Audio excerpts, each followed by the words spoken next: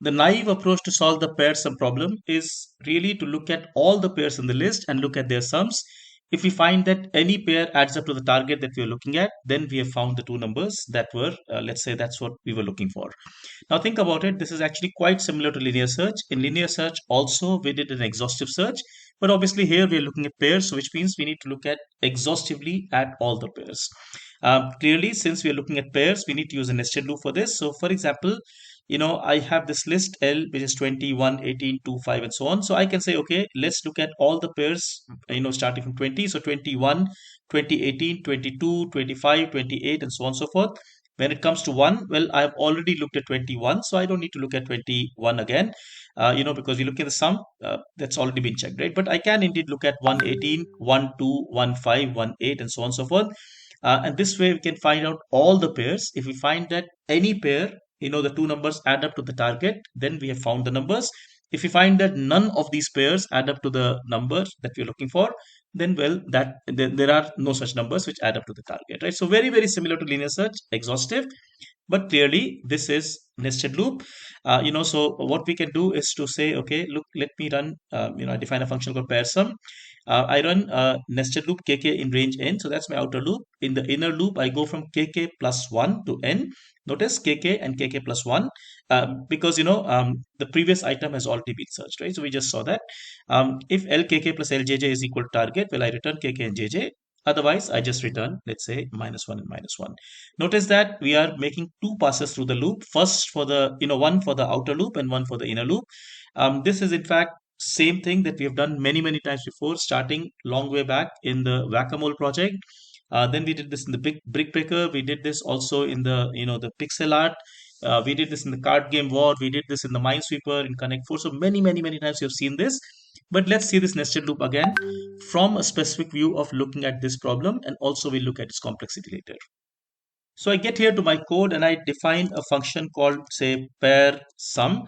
It takes two arguments, L and the target. So the idea is that find if two numbers in L add up to the target, right? So that's what we're looking for here. I define a variable n, which is length of L.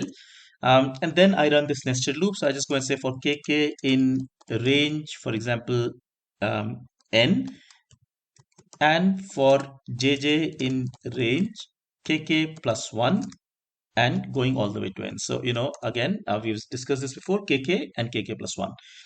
If I find that, well, L, say, kk plus L jj is equal to the target,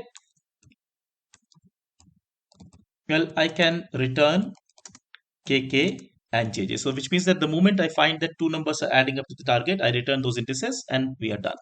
However, if we, let's say, don't find this at all, it means that we are going to look at all the combinations that the nested loop creates. And if none of them happens to, let's say, meet the target, so this has to be a double equal to, because it's inside an if. So if none of them meets the target, then I can just go and say return, for example, -1 and -1.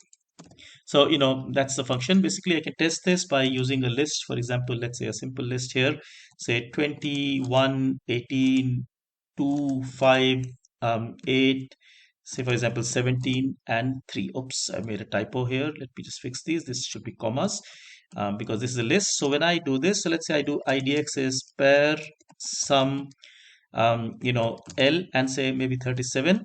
I can then print for my, let's say, verification. I can say idx0 and idx1.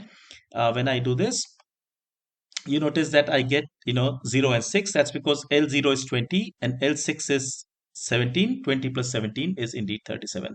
Let's try 38. I'm going to get, say, 0 and 2, because 20 plus 18 is indeed 38. What happens, let's say, if I try, so I try 20, I get 2 and 3. That's because 18 plus 2 is 20. In fact, 17 plus 3 is also 20.